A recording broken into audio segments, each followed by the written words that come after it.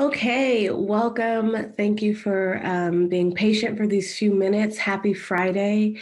This is the first course for this semester for the Slow Factories Open Education Initiative. And today we'll be talking about regenerative agriculture and local fiber systems. My name is Teju Adisa-Farrar, and I am a writer and geographer, and I have been working as a consultant with Fibershed. So I'm very excited to be talking about their work, talking about their approach to regenerative agriculture. And I'm joined by Tamika Peoples of Seed to Shirt, who you'll hear from in a little bit. So I'm going to share my screen and get started on what we're talking about today. So today's class is focusing on Fibershed's approach to regenerative agriculture and transforming apparel supply chains. The intention is to learn more about carbon farming, the soil-to-soil cycle, and Fibershed's producers farmers network.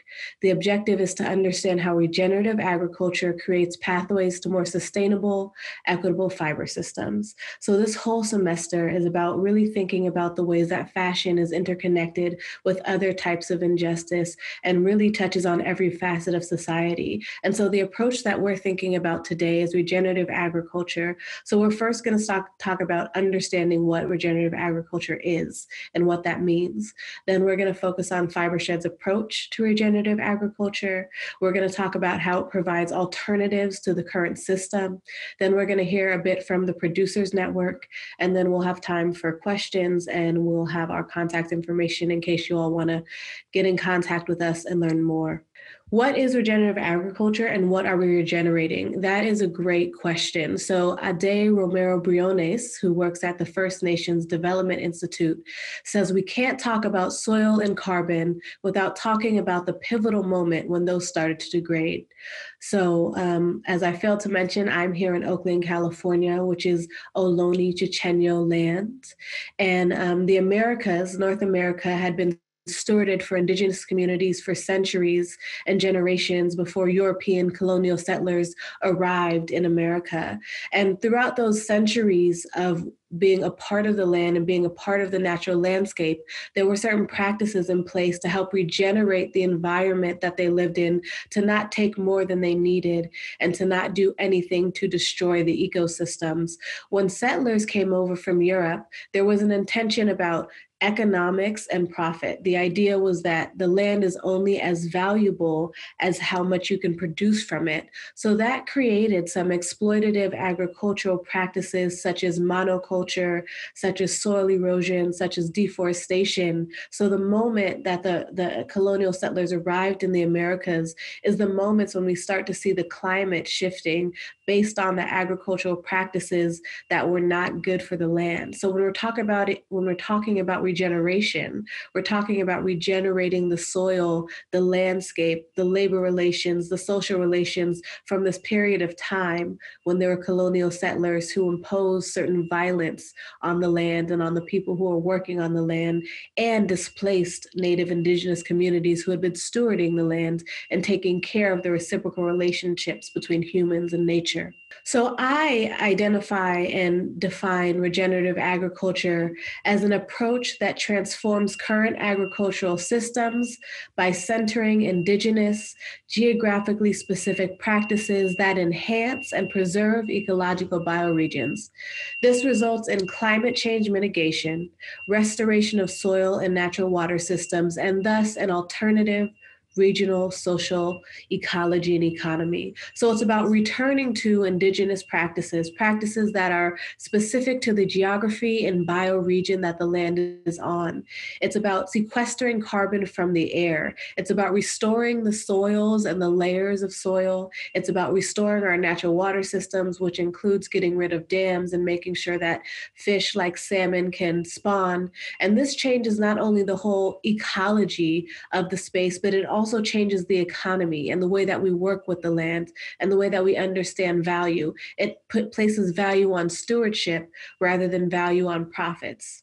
So regenerative agriculture is not new. And what Fibershed is doing is unearthing and bringing to the forefront these agricultural practices of intentional stewardship that indigenous communities used for centuries before and during colonialism. So all across the world, indigenous communities on the continent of Africa, in the Americas, were using certain practices that were aimed at regenerating the soil for generations. That wasn't about degrading the soil. So one example of this is in tropical West Africa. There is a practice that has been happening for centuries where people plant seeds with their heel. And so what they do is they make an indention into the soil with their heel, and they drop the seed in. The reason why this is regenerative is because it limits soil disturbance. And over-tilling and over-disturbing the soil is one way that it doesn't allow itself to regenerate and rebuild its strength. So using your heel to plant a seed disturbs the soil less and allows it to regenerate in a way that is natural. And in places like California, Northern California, where the Ohlone were, there were practices of cultural and spiritual burning that help trees and forests regrow and sort of restores the top layer of the loam in a forest. So all of these sort of regenerative agriculture practices that people are returning to are not new and are really part of indigenous cultures around the world. So what regenerative agriculture allows us to do is to tend to the legacies of the land, to repair our relationship to the earth, and to those who are displaced and degraded alongside of it. So understanding the impact of colonialism on the land and the impact of displacing millions of indigenous people and forcibly bringing over enslaved Africans to work the land, regenerative agriculture is about repairing and understanding all of these legacies so that when we are working with the land and tending to it and working with each other, we can think about ways to make it more sustainable and equitable for all of us. So Fibershed develops and supports regional fiber systems that protect and regenerate the health of our biosphere. So they're really focused on local fiber, local dye, and local labor. And so the way that Fibershed does this is by implementing carbon farming practices, by providing frameworks and infrastructure for rebuilding regional textile manufacturing communities, and by connecting end users to farms and ranches that cultivate fiber in a sustainable way. So let's first talk about what carbon farming is. Carbon farming is the implementation of practices that improve the rate at which carbon dioxide, CO2, is removed from the atmosphere and converted carbon into plant material or soil organic matter. This includes pasture cropping, grassland restoration, and applying composting to grazed rangeland. So agriculture can harmonize the carbon cycle and stabilize climate through carbon farming, which moves carbon from the atmosphere into plant life and soil. So some common carbon farming practices are mulching and compost application, tillage management, or no-till, strip-till, which again is about not disturbing the soil, anaerobic digester, multi-story cropping, etc. Because Fibershed works with fiber and the fiber supply chain, what they focus on is climate beneficial wool and climate beneficial fiber. So this is a certain type of carbon farming that draws down more carbon than is emitted on the farms where sheep are grown, so that the wool is produced with measurable climate benefit. So when you have strategic grazing and you have animals that create fiber eating types of grass that has carbon inside, through them digesting the grass, they're sequestering carbon, and they're also helping to mitigate some of the effects of climate change. And then the people who are working on the farm are tending to the animals, tending to the land, making sure they're not disturbing the landscape more than is necessary to mitigate some of the issues of climate change. And then the wool that is produced from this process is climate beneficial wool. The other focus Fibershed has is on rebuilding regional textile manufacturing economies. And so they're doing this through the Regional Fiber Manufacturing Initiative, which is about catalyzing a regenerative West Coast fiber system. So the idea is about creating frameworks and infrastructure for rebuilding these textile communities along with local fiber producers who practice climate beneficial agriculture. So the way that the Regional Fiber Manufacturing Initiative does this is by addressing the gaps and regional infrastructure and supporting producers and brands. So a lot of the fiber that is grown in Northern California can't be processed or cleaned here because there isn't that type of infrastructure, that type of manufacturing infrastructure or organized network or supply chain. So it tries to address those gaps and fill those gaps. It helps to garner resources and capital for existing supply chain partners. So there are already people who are growing fiber in a sustainable way, but they're lacking resources and capital to really create a thriving, resilient supply chain. So this initiative is aimed at doing that. It also identifies and cultivates supply chain entrepreneurs. So people who are doing the work of trying to create sustainable fiber, trying to create sustainable fiber systems. They're business owners like the producers in the network, and they need more support and they need to be developed, cultivated, and identified by brands. And then also to educate and attract investors who are interested in supporting a regional fiber manufacturing system. So getting people who are interested in investing into a regional economy that is sustainable, that uses local fiber producers, and that is creating a supply chain that is based on regeneration rather than exploitation. So the regional fiber manufacturing initiative that Fibershed has started is about investing in a regional fiber manufacturing system that centers regeneration and social equity and supports the existing fiber communities that already exist in California. So the third way that Fibershed supports the health of our biosphere is by supporting and promoting domestic regional economies by connecting end users like brand manufacturers to farms and ranches that cultivate sustainable fiber. So Fibershed has worked with brands like North Face, Koyuchi, and also works with emerging fashion designers so that they understand how they can participate in the. So that was some of the ways that Fibershed approaches regenerative agriculture and transforming the supply chain. And what's important about this is that it creates alternatives to the current apparel supply chain, the current system that we have. So Fibershed's work provides alternatives to the global capitalism and environmental exploitation inherent in the fashion industry.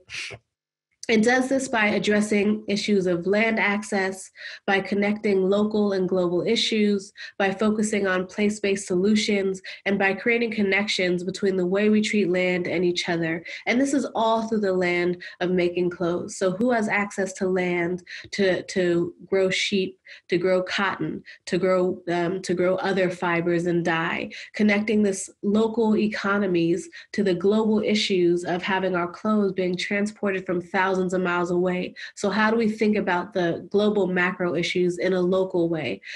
Focusing on place-based solutions. So what makes sense for the bioregion, for the geography that you're in? What are the agricultural solutions? What are the networks? What are the communities in that place that are working for that place? So not universal solutions, but place-based solutions. And then, of course, creating connections between the way we treat the land and each other. So making it clear that there are people who are raising the animals that make our fiber, who are growing the fibers that literally make our clothes, our towels, all the things that we use in our life that are made from fiber. And Fibershed does this through the lens of making clothes. So what is the alternative way to making clothes that will lead us to a more sustainable society? So the current system has many problems, as I'm sure you all know, which is why you're here. It's unsustainable. It makes the process of making clothes about how fast and how cheaply they can be made. What this means is that there's an increase in the use of synthetics, which is fossil fuel-based material, to quickly produce clothing. And the clothing is produced thousands of miles away, where there are less strict labor laws and less strict environmental laws. So we don't even realize how little access we have based on the current system. So what we really have access to mostly is synthetic fibers. We also have access to cotton, but usually the cotton we have access to is not grown organically. And even if it is grown in the US, it's sent to places like Vietnam and China to be processed and manufactured into our clothing. So right now our system relies on cheap labor, exploited labor, and also producing and making our clothes thousands of miles away, needing them to be shipped across the world, which creates a lot of pollution and carbon emissions in the world. And this is really what we have access to. We don't always have access to sustainable clothing because when the current system is focused on the sort of global capitalist model, which is the most profit and the cheapest labor. It means people who are making fiber in a sustainable way locally can't compete with the prices of fast fashion. So right now, the current model of how we make clothes is really take, make, waste. We take natural resources, we process them and make them into clothes. Consumers buy the clothes, and once we're done with them, we put them in a landfill.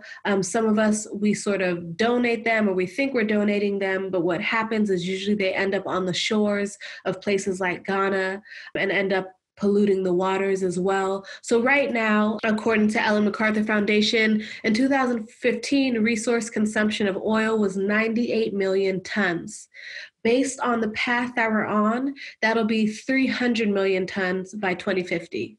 If we make it that far. And the textile industry's current share of the carbon budget is about 2%, which doesn't sound too bad, but it is pretty bad. And if we keep going on this current model of take, make, waste, the textile industry's share of the carbon budget will be about 26%. So that's about 1/4 of the carbon budget just from the textile industry. And this also increases the microfibers in the ocean. Between 2015 and 2050, there will be 22 million tons added of microfibers in the ocean, and there's already tons of microfibers and plastics in the ocean. So this current linear model of the way we consume fibers and the way we consume clothing is not sustainable. The other problem is we don't actually know how our clothes are made. We go to the store, we buy them, and the tag, we may notice that they're made in Vietnam or India, but we don't actually know all of the processes involved with making our clothes, and often we forget that our clothes are literally made from the earth. So Fibershed connects the wearer, us, to the locality where the garments are grown by making visible the labor, environmental, and social relationships involved in producing our garments. So understanding that there are animals who are grown and grazing for our wool, knowing that there is someone who takes care of those animals and takes care of the rangeland, the farmland that they're eating the grass from. And then that the next step of this is that the animals are taken to a place where their fibers are taken away from their bodies, and then that's taken to another place where it's cleaned and manufactured, which is taken to another place where it's sewn. And so the idea is that carbon is cycling through us and the living world and ends up creating the structures of our fiber system. So how do we participate in a fiber system that is actually helpful to the carbon cycle and doesn't disrupt it too much and doesn't produce more carbon into the atmosphere than is necessary? Well, Fibershed has been using the soil-to-soil model, and this goes from the linear take, make, waste model to a soil-to-soil cycle. So if we start anywhere on the circle, we can see that it ends up going back into the system rather than into a landfill. So if we start with compost, then we put compost, which is applied to the pasture and farmland. And so that compost is then integrated into the rangeland and farmland, and it provides nutrients to the sheep who are eating it by grazing, to the cotton that's being grown, to the bass that's being grown, and the plants that are being grown for dyes. And so then that fiber and dye that is grown is taken for processing and cleaning and spinning and weaving, which is then made into cloth and fabric that is sent to designers and makers who design, cut, and sew our textiles and garments, which we then buy as clothing. And then when we're done with it, after we've passed it around to our friends and family a few times because it's made really well, we can compost those garments back into the earth to start the cycle again. So it's really about following the carbon cycle as much as possible in the fiber supply chain and the clothing supply chain. So from take, make, waste to soil. And that is really how Fibershed is creating an alternative to the current fashion system. So we know that we need to address the root causes of the fashion industry. And we know that some really important and necessary remedies are decentralizing the fashion industry supply chain, about diversifying and democratizing the way that we get our fiber and the way that we make clothes, as well as reducing consumption in general and redistributing resources to make sure that local producers can participate in the fiber and fashion industry. And there are a lot of false promises that brands have been talking about, and we need to make sure that we're not expanding the concentration of control, which erodes not only the seeds in the soil that are the foundation of our fiber cultivation, but also the story of how our clothes are made. And in the process of expanding concentration and control, we're also affecting land, we're affecting labor, we're affecting lifeways for people. So those are false promises. So we need to think about different ways to govern a decentralized fiber economy. We need to think about ways of diversifying the different ways and who can participate in the supply chain. And we need to really democratize who is not only producing the fiber, but the way that it's produced and the practices that we use so that we can make sure it is circular, which will ultimately reduce consumption and help to redistribute resources. So decentralizing the global textile supply chain so that all our clothes are not grown in India, Vietnam, and China really allows for us to center regenerative agriculture. So when you're thinking about local regional ecologies, then you could focus on practices that are regenerative to those specific bioregions. This helps to create resilient local economies. So you're investing in the people who are already in the communities and giving them resources they need to focus on regeneration and to build their community through jobs, through agricultural education, and through social relations. And this also mitigates the effects of climate change when you're using geographically specific regenerative practices, and supports sustainable biospheres that thrive for generations. So the important part of regenerative agriculture is that the biosphere, the land, the loam, the earth can thrive for generations. It doesn't get destroyed. And so we're trying to not only sustain and protect and preserve the loam, but also improve it so that the next generations can use it for what they need and put back in what they've used so that the next generation can use it. So this is the thought process around thinking about alternatives to the current system. It is possible. It just takes a little bit more thought, a little bit more community, and a slower focus on fashion rather than having fashion as fast and as cheap as possible. So now we're going to talk about the Producers Network. And the Producers Network really is what undergirds Fibershed. It's a program that is membership-based. It includes farmers, ranchers, designers, sewers, weavers, knitters, felters, spinners, mill owners, and natural dyers living and working in the north and central regions of California. And there are also a few international partners. And so I would be remiss to not talk about Fibershed's work and not bring in producers. So we're going to hear a bit from producers. First, we're going to hear about Prakriti Fibershed, which is in Tamil Nadu, India. And unfortunately, Nishant Chopra cannot be with us today, but he made a little video giving us a tour about their farm in India and also sharing some of the ways that they practice regenerative agriculture. So we're going to first hear from one of Fibershed's international partners who's thinking about ways to practice regenerative agriculture in slower fashion.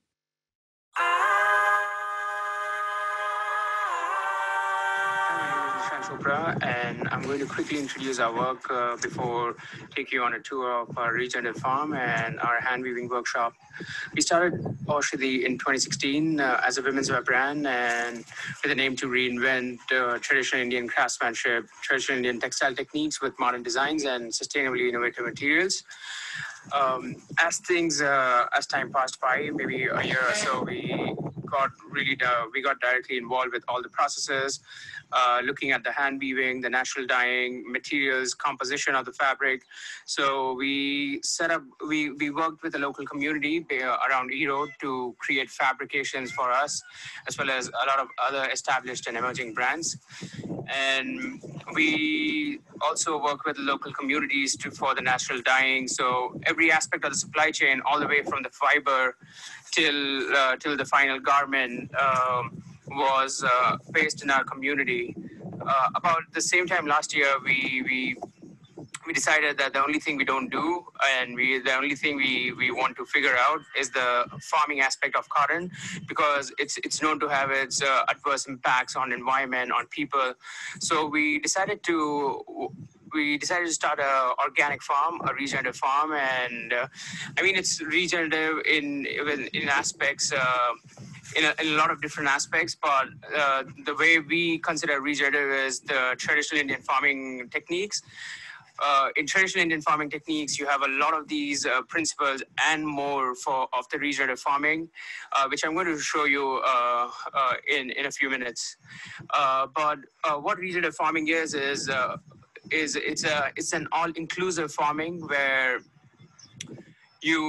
you give equal importance to every single being, every single plant, every single animal, every single insect. You make a space for them to live and thrive. So here I am on a regenerative cotton farm, and as you can see, the cotton is ready to bloom. Some of the cotton which is bloomed is it's a bit sunken, as you can see, due to rain. You see a lot of flowers, a lot of buds, ready to pop out. So how we do regenerative farming is having intercrops. The intercrops here were just harvested a couple of weeks ago, but where you in between the ridges, we have intercrops like pulses, grains.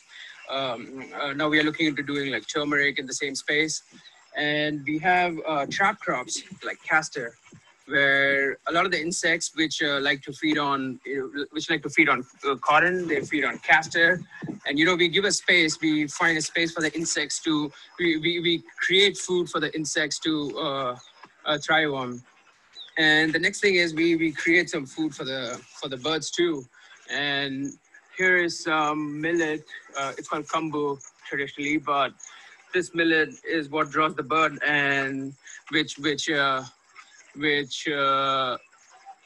forbids the bird, I would say, to feed on our cotton plants. And I would show you something maybe which we don't see in the regenerative farming around the world, is the live fencing.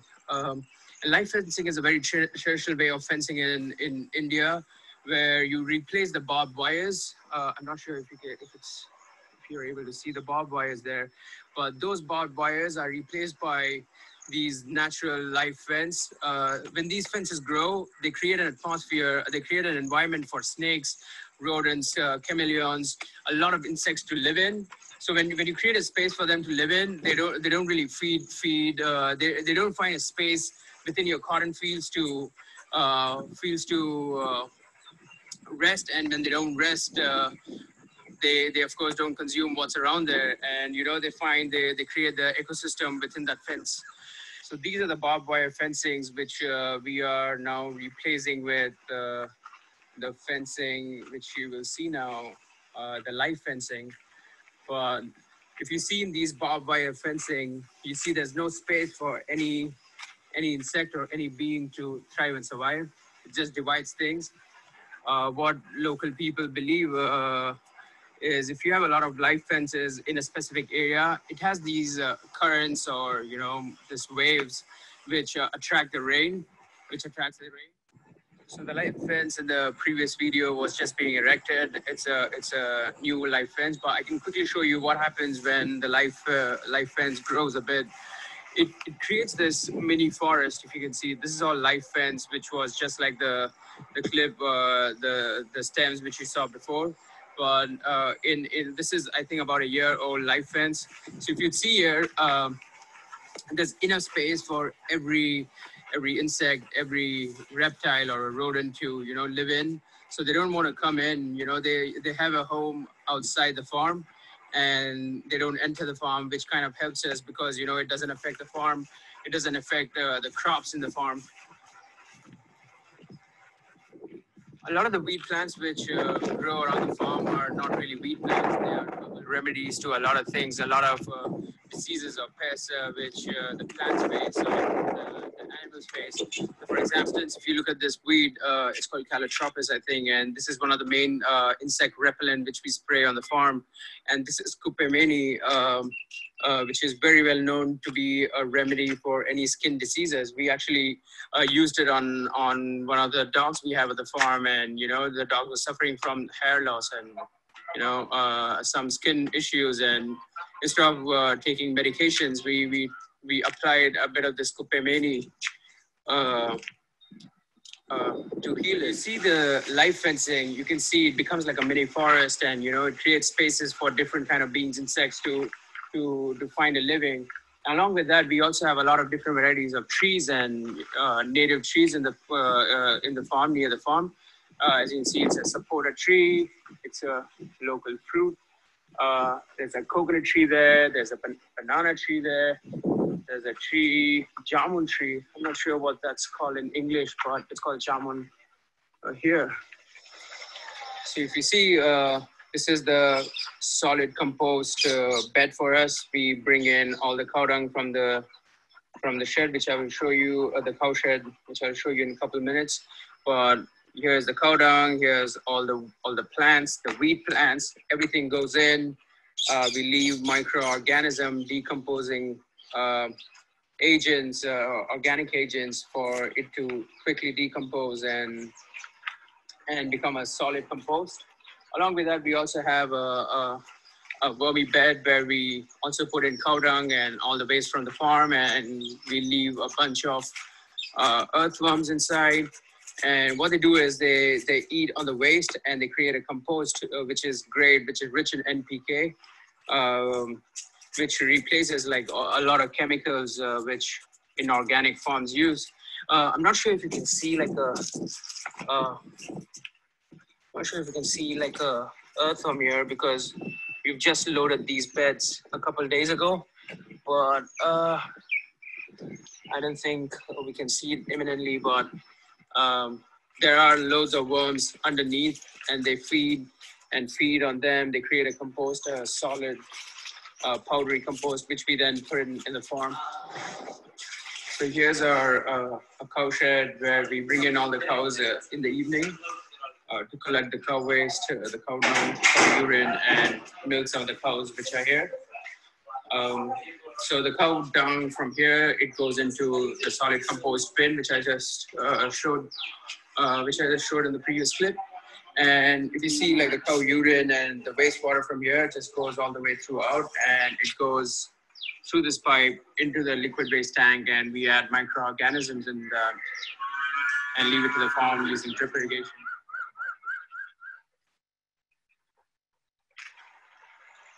So here's our weaving workshop right beside the farm. And you see one of the weavers we work with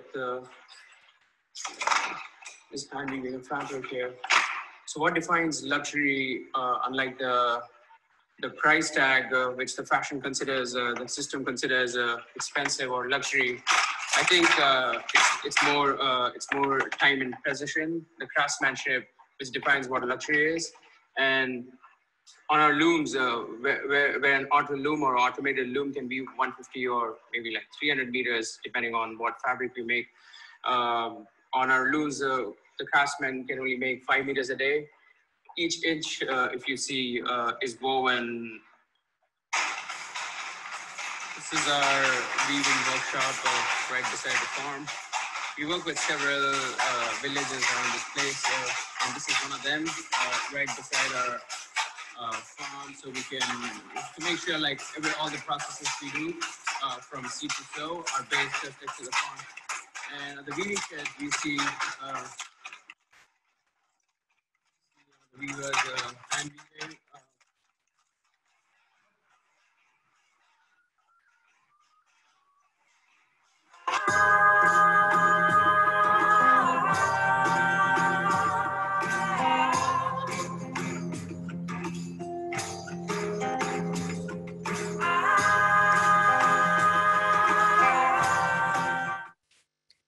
So that was one of Fibershed's partners who was really showing the ways in which the farm in Tamil Nadu, India, thinks about the ecology of that region and the different practices they use that are specific to that region to grow cotton and to make clothing in a slower, more intentional way. So rather than spraying pesticides, Nishant talked about having certain plants that the same insects who eat cotton like to munch on. So instead of having to spray the cotton with pesticides, they plant these other plants surrounding the cotton so that the insect's attention is drawn there. So there are ways that you can have agriculture that are not necessarily dangerous to the people working there and are not dangerous to the plant health itself. And so part of regenerative agriculture is involving everyone in the supply chain system in a way that is healthy, that is in dignity, and allows them to just be. So giving space for even the insects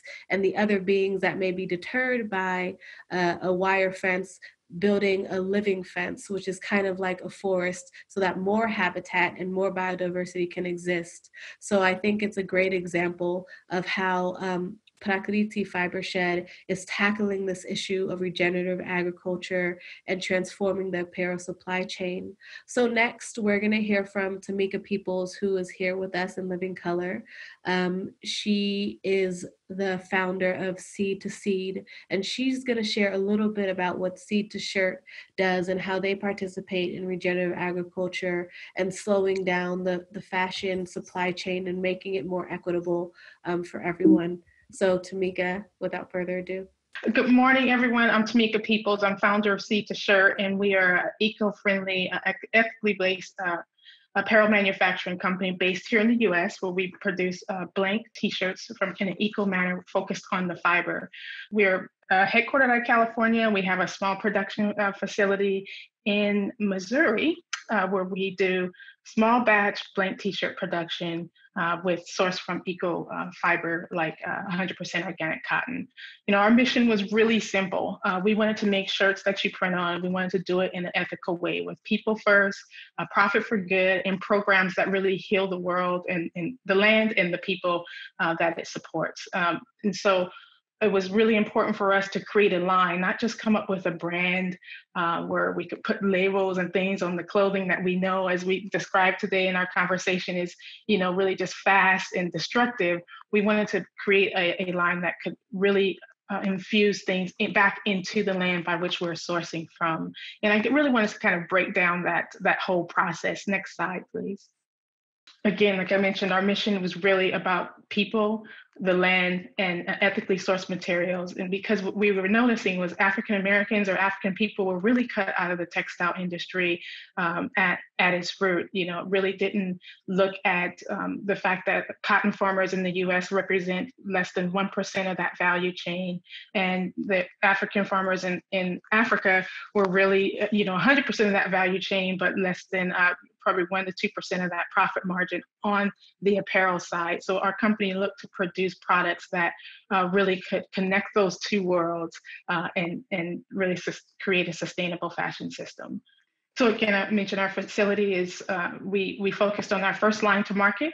Our first line to market was really a eco 100% cotton line that was sourced and made in Kenya on a 100% carbon neutral facility. And then we distributed that and made sure that really, one, that there was a market for it, that people really wanted to be a part of really changing the way fast fashion was received. And once we realized that line was kind of really taking off, we would start to sow that money back into building out our organic and our farmer enrichment program. And I will talk a little bit more about that on the next slide.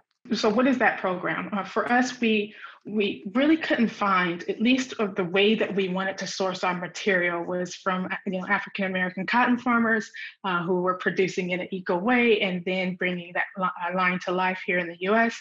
So what we did was kind of focus on, well, where could we get that material that we knew was produced in a way that really met the lines or missions initiatives of our organization.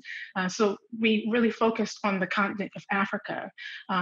What we realized in Africa and Burkina Faso, that they really had a focus on eco-production with respect to cotton.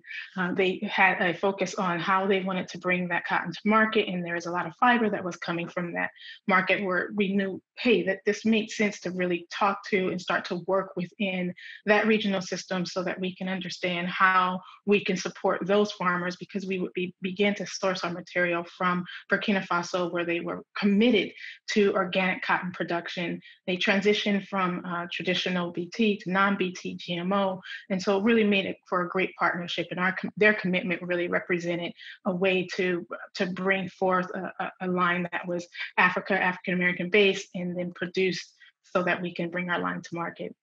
But the more we dug into that, what we realized that there was a little bit of challenge, right? The farmers in the region were facing significant hurdles with carbon reduction, organic matter being sustained in their soils.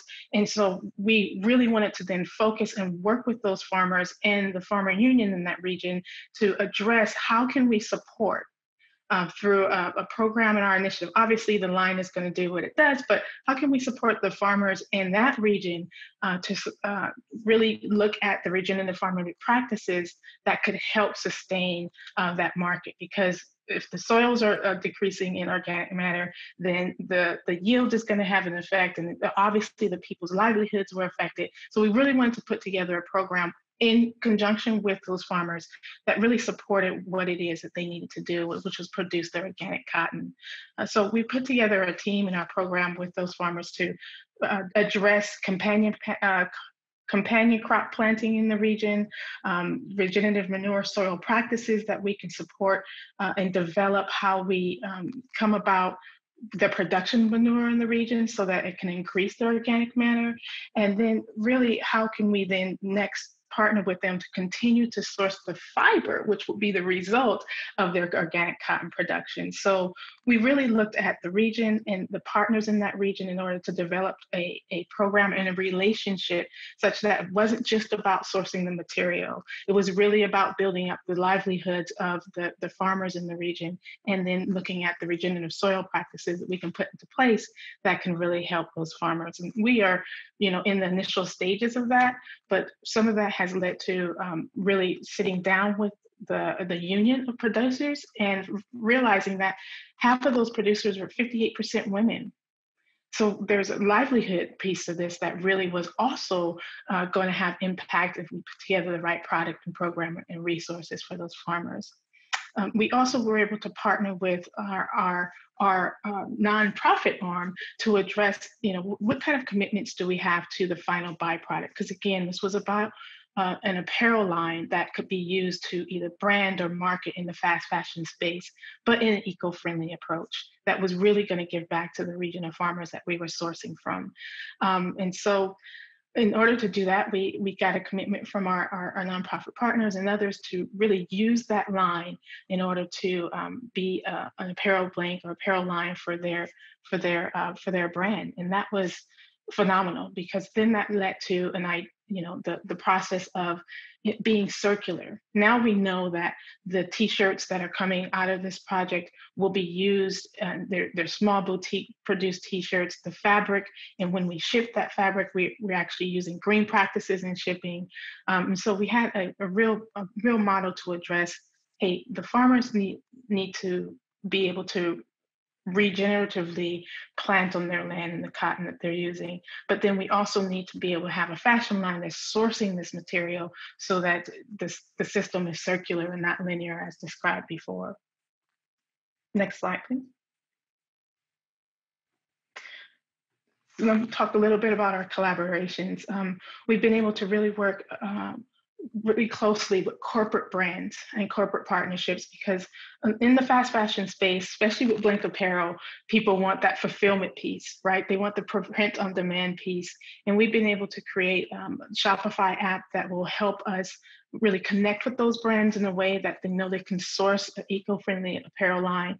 And then the next piece of that was about, what are ways that we can really re-envision how our brand relationships think about blank apparel, right? And that fast fashion space, and how do we need to address the next stage of this, because if brands aren't thinking about it, even a small boutique brand like ourselves, then it really is going to have an effect on the original source, or the original land, right? And so we created partnerships with, of course, People's Foundation, National Agribility Project, and others, so that we can make sure that our apparel line was going to provide a real eco option, an eco source for those lines.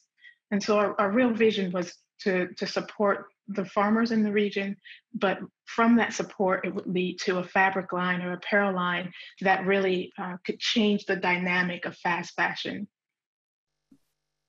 Thank you, Tamika, so much for sharing. In the question section, you all can ask Tamika more questions about Seed to Shirt.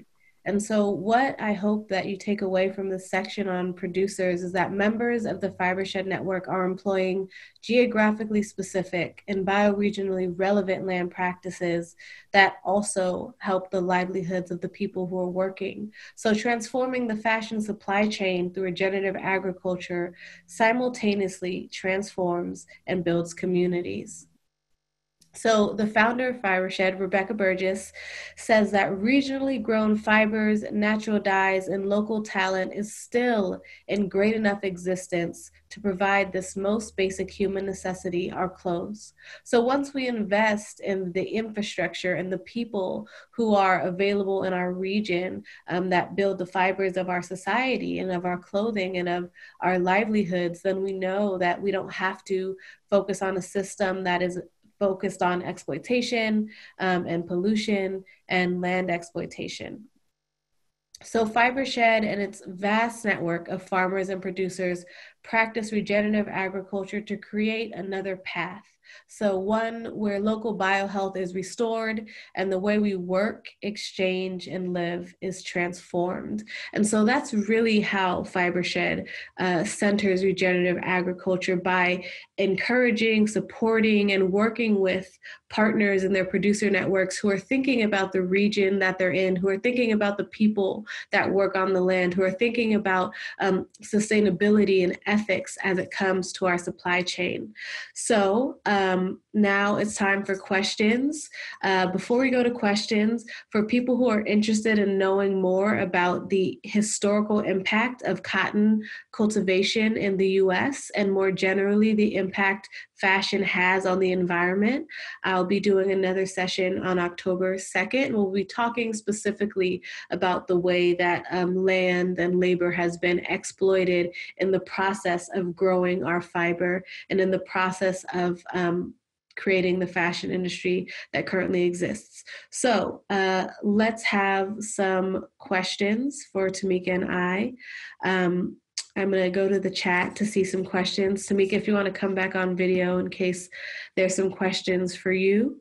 The first question that we have is there a way for us to have access to or reach out to the organizations and suppliers to open up conversations about partnerships? So I could answer that from the perspective of Fibershed. If you go to Fibershed's website, which will be linked in the last slide with contact information, you can reach out to these individual producers and farmers who are doing this work in a sustainable way. Tamika, do you have anything to add to that from your perspective of running Seed to Shirt? Of course, yes. Thank you. Great question. Fibershed is a great source, and you can go to seedtoshirt.com to reach out to us, or at Seed to Shirt anywhere on social media. Great. Another question is, how do we implement regenerative agriculture into urban farming agriculture? As a city planner, I'd love to come up with ways to implement this into lower income neighborhoods. So yes, my focus on geography initially was on urban geography, and then I realized that we can't separate the urban systems from the rural systems because they're all part of the same economic and social relations, and that sort of dichotomy between the two is a problem.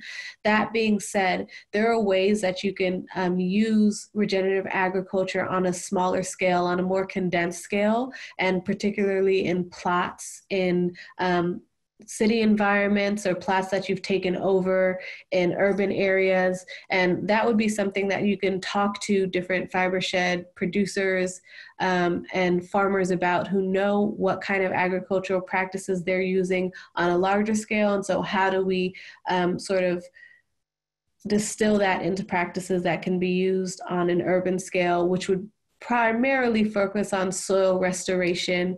And in some cases, because there's a lot of pollution in BIPOC communities, how do you regenerate waste sites, particularly brownfield sites? So thinking about waste management, and I would say soil restoration would be the specific practices that I can think of initially that can be implemented in a city. Tamika, do you have any thoughts on this? That's an amazing question. Great response. I do a lot of agricultural outreach, and I will say that urban ag under the U.S. Department of Agriculture is trying to look at some of the standard practices that are good for regenerative ag and implement them into that kind of planning cycle. Another good approach that I would recommend is, obviously each city has a planning division, right? And as you adopt codes and models that are respective for that urban core, we can think about how do we advocate for regenerative practices and codes and civic codes to kind of be added to the planning requirement for each municipality, right? That's a great step to do, because I know within our community, we have a lot of community gardens that do great restorative practices on their plots, but to kind of make it a mandatory kind of policy issue that the city adopts is also one great approach. That's a really great answer. And I would also say it's important to oppose the policies and laws that disallow people to have gardening on their property, especially in certain apartment buildings and other places like that. People aren't even allowed to have gardens in the front that are growing food. So really thinking about all the ways that people are excluded from participating in agriculture in general in the urban environment. And then, as Tamika said, incorporating these sustainable practices into policies so that you can get support from the city. The next question I see is, what does Fibershed see as their biggest challenges going into the future? Oh, well, there are so many. I can't speak for all of the Fibershed staff, but I know one large obstacle is funding. It takes a lot of investment to rebuild manufacturing communities in the US. Part of neoliberalism is sort of displacing manufacturing work to places that were former colonies, such as India, Vietnam, places in Africa. And because of sort of issues with trade agreements and also the ways that currency is devalued in those places, there's cheaper labor, so you have to pay people less. And so corporations, whose imperative is to profit, really want to pay people less. So one of the challenges is investing in infrastructure domestically where people are paid a fair wage and where people are given right livelihoods. And so creating the infrastructure for that costs money. And so funding that infrastructure is a challenge. I think the other challenge is that helping people shift the paradigm of how fashion should exist, how the fashion industry should be, and just having people understand that it doesn't have to be, I need as many clothes as possible now, but that I can wear clothes for longer, I can know where they come from, and it could take longer for them to be made. And that also that I know who's making them. And that's really about a paradigm shift in our society in the way that we consume more broadly. So there are structural issues which have to do with funding, Fibershed's work on infrastructure and research, and then also social issues that have to do with mindsets. Tamika, as a producer who works with Fibershed, what is your take? That's a great question. In fact, I think I also see a question here that asks, what's a beyond fair trade model? And so let me unpack that, right? A lot of the countries, right, that have fair trade initiatives, it's really about the people who are producing the raw material getting a fair, livable wage. And so one of our initiatives within our farmer program is that we really focus on that fair trade piece. So as we sit down with our farmers unions and the farmer, we are asking for detailed feedback and reporting on the fair trade payout. And what a lot of people don't know is that you can ask for this. You can say, as the entity that's sourcing and then, if you will, paying that fair trade pay for the cotton, you can ask for a detailed report on the, how are the fair trade wages being paid to those who are a part of the ecosystem, who have agreed to receive and get paid a fair, livable wage.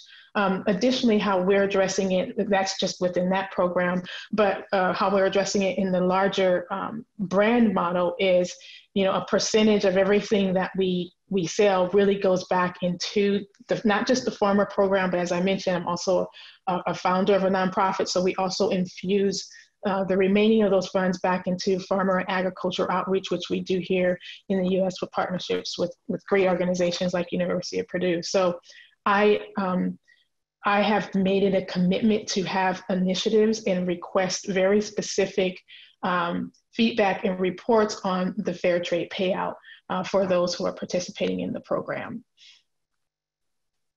Thank you, Tamika. The next question is, which obstacle do you think is the most common in a local level, not systemic? I think there are a lot of local obstacles, and I'll say I think some of the local obstacles are also connected to structures, and one that I'll name specifically for the region of Northern and Central California, as it has to do with equity, is that most of the people that own land in the US, but also specifically in California, are white and are white male. So on a local level, it's hard to integrate people into the supply chain system if they don't have the land necessary to do these regenerative fiber practices, to grow fiber and even participate in any way. And secondly, if there's no jobs for them in manufacturing factories or in processing of fiber, then they can't participate on that level. And then if they don't have the investment or the network to create and design a line, then they can't participate at that level. So from the land to the consumption, people of color, especially Black people who were the backbone of fiber cultivation for the first half of this country's existence, and even before this country's existence, don't have access to the land to even participate in this sort of system. And so on the local level, there's issues with racial equity and racial inclusion.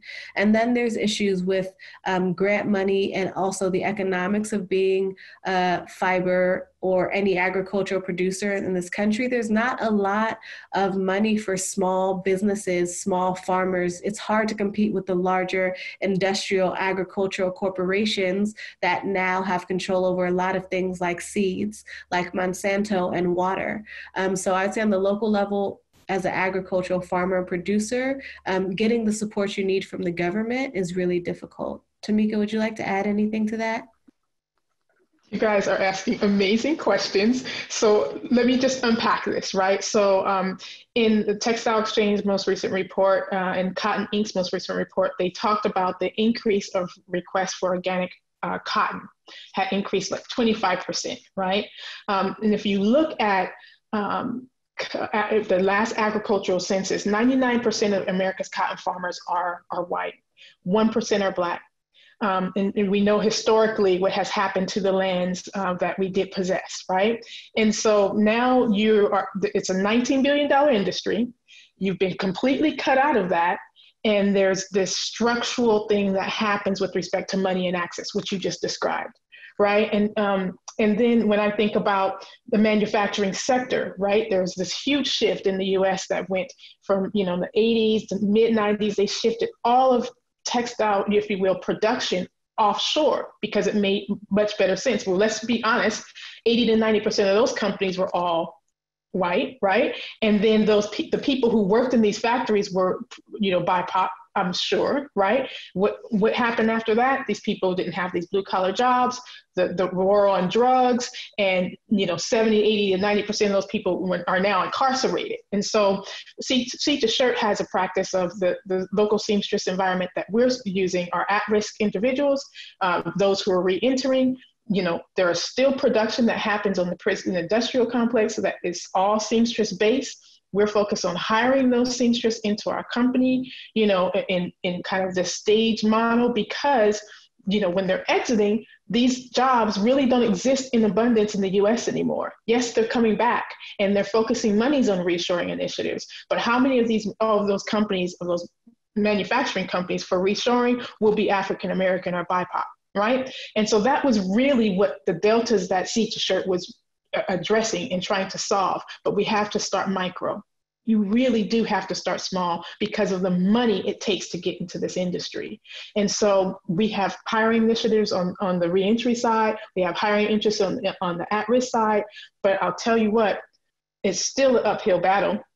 And the money still aren't there. And there's still segmented operations. Just because you source the cotton, how are you going to get it processed? Another exorbitant cost.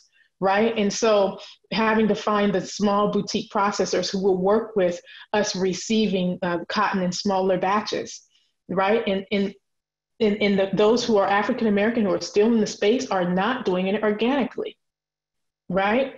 So, because they really couldn't survive if they did, right? And so we do have relationships with the National African American Growers Association where we're connected to those cotton farmers, but it's going to take a lot more money and a lot more resources for us to take it from their farm all the way through the ginning and spinning process till we have material, which is why we kind of had to focus on where could we get it now and what relationships could we focus on then.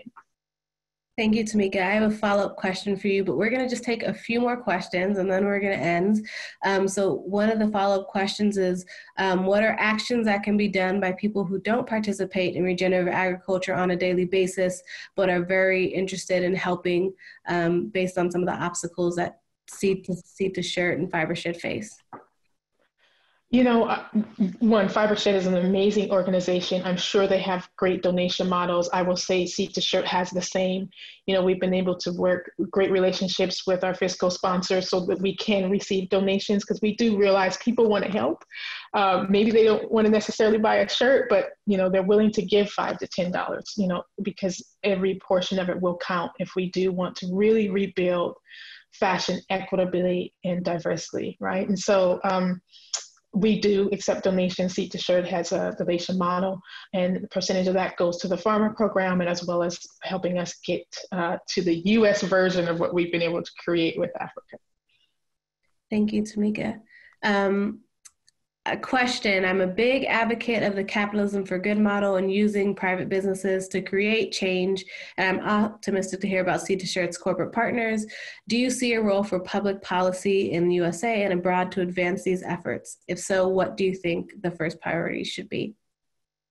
Oh, okay. So I know that you know, with respect to how our model is set up, right, we do sit at the intersection of AGOA, and there's amazing kind of interagency trade policies that are there. But what I've noticed, right, through the models of funding, because of the barriers to entry, is that it's still, there's still kind of segmented dollars, if you know what I mean. So the policy has to be set up to also put in structures on the monetary side, on the Ex-Im Bank models of funding and programs that can really help with brands, boutique brands potentially, to enter into this space. From a policy perspective, I think that's a whole nother discussion, but I do think the policies exist to really create this environment, except we really have to start to adopt them more at the local level.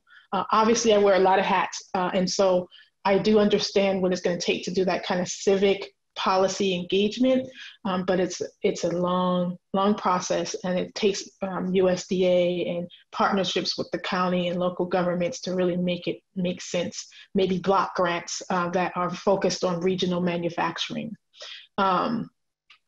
I think that's a great way, and then have diversity requirements within that. So now you're encouraging those who have traditionally been cut out of that space to participate in a granting process that really will help seed manufacturing and production. And if we want that to come back to the US, I think it needs to come back in a more equitable way. Mm-hmm. And I think on a global level, really thinking about foreign policy and trade agreements, often foreign policy and trade agreements with other countries having to do with textiles is about who has the cheapest labor, who could produce mass amounts and very quickly. And so if we change our foreign policies, which don't give tariffs or taxes for corporations who are working abroad and who have to pay people an actual salary that works well, then it might be an incentive for them to start bringing manufacturing back if that's what we want to happen. And so there's also this foreign policy piece about countries in Latin America, South Asia, and Sub-Saharan Africa particularly, who are in trade agreements with the US and other Western countries that benefit the US, focusing on profit and not focusing on people. And so these sort of larger global capitalist issues, if you will, are also about foreign policy and neo-colonialism that still exists in addition to what Tamika said. So we're going to take one more question and then we're going to end. So the question that I'm seeing is from Angela. She asks, I've been reading more writing about cooperative farming as a way to increase the ability of smaller farmers to compete. Do you see this being relevant for fiber production as well? So I will say for Fibershed's regional manufacturing initiative that I mentioned, the idea is that this regional manufacturing initiative will be a federated cooperatives. So a network of cooperative farmers, producers, dyers, sowers who are working towards a regional supply chain. So not only is this about collective management, but it's also about collective ownership, so that people who would normally not have any actual equity, meaning land equity, such as laborers or people who work in the factory, have some financial equity and have some investment stake in the organization, in the process, in the supply chain. So it's also about giving people the opportunities to own part of the process so that they feel empowered to collectively manage it and feel empowered to really invest in it over time as a sustainable model. So the Fibershed's focus with the Regional Manufacturing Initiative is cooperatively focused, and we're partnering with an organization called Democracy at Work Institute, which helps small businesses become cooperatively owned and helps around the legal jargon and other things around taxes about being cooperatively owned. Tamika, do you have anything to add and any last thoughts, feelings, words? No, amazing. Great response. I think the greatest industries that we know are based on cooperative models. And so you answered that just perfect. And I'm really glad to have been a part of this discussion. I have nothing to add. I really want to thank everyone for the amazing questions and for, certainly hearing out what Seed to Shirt is doing and being a part of this amazing group and panel. So thank you. Thank you, Tamika. So if you want to get in contact with us, here's our information. The Slow Factory will also send around the slides. And after the semester is over, this video, along with all the other amazing classes coming up, will be available for free for you to watch and to share with people that you know. So thank you for joining us to talk about regenerative agriculture and local fiber systems in partnership with Fibershed. Contact information for myself, Fibershed, Nishant, and Tamika. And I look forward to seeing you all in October. And for those of you who signed up for next week's class, it's going to be super exciting and really interesting. So keep coming back. And if you really enjoyed our conversation, feel free to tag us, tag the Slow Factory, tag Fibershed, tag myself, tag Seed to Shirt, and you can always contact us if you want to work with us or learn more about what we do. So thank you all for coming and have a happy